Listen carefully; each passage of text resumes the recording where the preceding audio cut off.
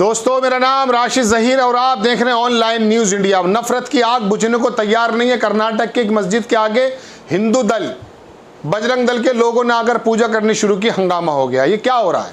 सैकड़ों लाखों मंदिर खाली पड़े हैं, सूने पड़े हैं। आप लोग कहाँ हैं? लेकिन धर्म के दरोगा बनकर मस्जिदों के बाहर शोर मचाते हैं, पूजा करने की कोशिश करते हैं। क्या आपको सिर्फ मस्जिदें मिलती हैं? डहाने के लिए भी, तबाह करने के लिए भी, अब पूजा करने के लिए भी।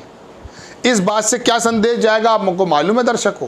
आपको आज तक की रिपोर्ट दिखाऊंगा, थोड़ा सा वीडियो भी दिखाऊंगा कि जामा मस्जिद के बाहर जुटे विश्व हिंदू परिषद और बजरंग दल के कार्यकर्ता हनुमान चालीसा का किया जाप। कहाँ की बात है? मांड्या, कर्नाटक नई लेबोरेटरी बनती जा रही है मध्य प्रदेश के बाद दर्शकों।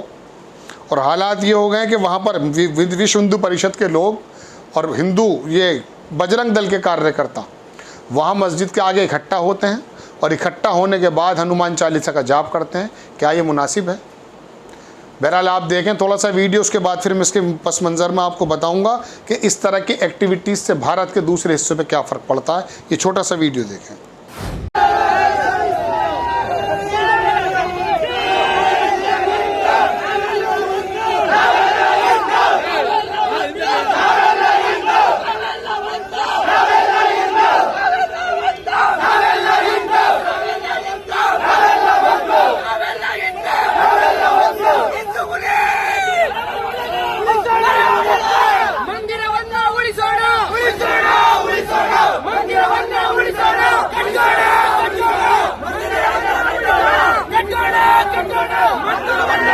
दर्शकों, देखा आपने किस तरह से वहां पर बजरंग दल के और विश्व हिंदू परिषद के जो कार्यकर्ता हैं वो पहले ऐलान करते हैं और फिर बाकायदा जामा मस्जिद से बाहर जाकर के हनुमान चालीसा पढ़ते हैं और अंदर घुसने की कोशिश करते हैं।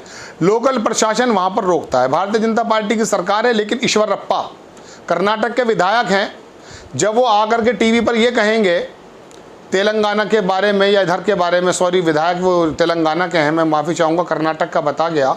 जब भारतीय जनता पार्टी का विधायक ये कहेगा कि साहब 30,000 मस्जिदों में यदि कंकाल निकलते हैं तो वापस दे देंगे, शिवलिंग निकलेंगे तो हमें दे दीजिए, हमें खुदाई करने का आदेश दो, तो आप ये बताइए कि फिर इन संगठनों से क्या गिला है? सत्ता जिनके हाथ में है, यानी कि भारतीय जनता पार्टी, उसी के नेता जब खड़े होकर के इस तरह की खुशियाँ मनाएंगे और इस तरह के दावे करेंगे, तो ये जो कुकुरमुत्ते हैं जो मौसमी लिहाज से निकल करके सड़कों पे आके हंगामा करते हैं और तलवार खुट्टल दिखाते हैं और कट्टा भी खुट्टल दिखाते हैं, ना ये खुद ओरिजिनल है, ना इनके हथियार ओरिजिनल, ना इनकी हिम्मत ओरिजिनल। हुडलम्स या बदमाश कहा जा सकता है इन लोगों को, जो भारत के अंदर जो है ना ऐसा माहौल पैदा करना चाहते हैं कि हिंदू मुस्लिम की जो तहजीब है उसको ख़त्म किया जा रहा है। कर्नाटक पढ़ा लिखे लोगों की स्टेट है, हालांकि पूरा हिंदुस्तान कितना पढ़ा लिखा आप जानते हैं, लेकिन कर्नाटक में तो अंग्रेज़ी भी बोली जाती है। वहाँ पर ये आग कौन भड़का रहा है? क्या 2023 में चुनाव है? क्या इसकी वजह ये है? तो अब हर जगह जहाँ चुनाव होंगे वह यही होगा कि मस्जिदों के बाहर जाकर हनुमान चालीसा पढ़ा जाएगा। दर्शकों, बेसिकली मैं आपको फिर बताना चाहता हूँ कि सरकारों की नीयत और मंशा पर सवाल उठते हैं इन बातों से। जब सरकारें जानती हैं कि इस तरह के ये कुकुरमुत्ते निकल करके चाहे जहांगीरपुरी के सामने हंगामा करके उत्तेजक नारे लगाते हों या खारगोन के अंदर बदतमीजियाँ करते हों और बुलडोज़र जो चलता है वो एक विशेष संप्रदाय पर चलता है, तो फिर होता यूँ है कि इस तरह के लोगों की हिम्मतें इतनी ज़्यादा बढ़ जाती हैं कि कहीं ये मस्जिद के अंदर घुस जाते हैं, कहीं इनका एक साधु सीतापुर में गाड़ी में लाउड स्पीकर लगा कर आता है और कहता कि मुसलमान लड़कियों का रेप कर दिया जाएगा। फिर कहते हैं कि साहब पत्थरबाजी हो गई, कानपुर में पत्थरबाजी हुई, गलत हुआ, अपना तरीका बताना चाहिए, प्रदर्शन का एक तरीका है, संविधान ने दिया है। लेकिन नुपुर शर्मा जो उसके पीछे बैठी है, उस उत्तेजक भाषण के पीछे, क्या वो जेल गई? अभी श्री रामचंद्र जी के बारे में क्या हिम्मत कर सकता है कोई विशेष संप्रदाय का कोई मौलाना कि उनके बारे में कुछ कह दे? अगर कह देगा तो क्या उस पर एनएसए नहीं लग जाएगी? क्या वो जेल के पीछे नहीं जाएगा? एक वो जो वहाँ पर आजमगढ़ का जो यूनिवर्सिटी का पूर्व अध्यक्ष था, उसने नुपुर शर्मा के बारे में कह दिया, हिंदू समाज के बारे में कह दिया, जेल भेज दिया उसको।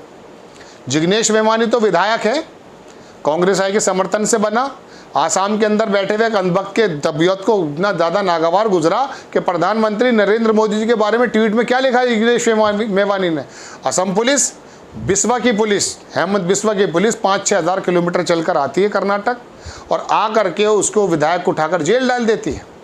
विधायक को जेल डालना आसान आपके लिए, मंत्रियों को, पूर्व मंत्रियों को जेल में डालना आसान आपके लिए, बशर्ते वो विपक्ष के हों। आपकी 8 साल की राजनीति में, सत्ता में, और लगभग 5 साल गुजर चुके उत्तर प्रदेश में, कोई भारतीय जनता पार्टी का नेता ही नहीं मिला आपको जिसको जेल डाला जा सके। केजरीवाल अगर अपने स्वास्थ्य मंत्री पंजाब के और दिल्ली के पंजाब के मिनिस्टर को जेल डाल सकता है सिर्फ इसलिए कि उसने घोटाला किया, तो आपकी पार्टी के अंदर कोई बंदा मिलता नहीं है आपको जो घोटाला करता। सब सही है। हार्दिक पटेल पहले कुछ भी बोलते, अब सही हो गया वो। ये जो चीज़ें हैं ना कि तुम्हारा, वो जो कुमार विश्वास कहा करता था एक प्रोग्राम के अंदर कि तुम्हारा कुत्ता टॉमी हमारा कुत्ता कुत्ता, इस तरह की बात हो जाती है। तो दर्शकों, ये मस्जिदों के बाहर जो हंगामे होते हैं और इस पर फिर अगर रिएक्शन कोई कर देगा तो फिर क्या होगा? कानपुर की तरह बुलडोज़र के डायलॉग बोल दिए जाएंगे। कर्नाटक के अंदर दर्शकों मैं आपको बताऊं चुनाव है और वहाँ पर कोशिशें इस तरह की हो रही हैं, वो चाहे पर्दे को ले लीजिए आप, या वहाँ पर जो मंदिर थे उनके आगे जो दुकानें लगा करती थी उसको ले लीजिए, या वहाँ टेम्पो चालकों का भी एक बहिष्कार किया गया कि मुस्लिम टेम्पो चालक के पास नहीं बैठेंगे।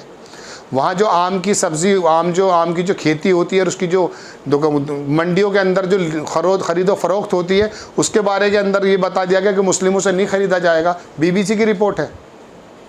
ये कर्नाटक में पहले तो नहीं था दर्शकों। क्यों, क्या वजह है? ये कौन सी ऐसी ज़मीन तैयार की जा रही है कि जिसकी वजह से कोई क्या चाहते हैं?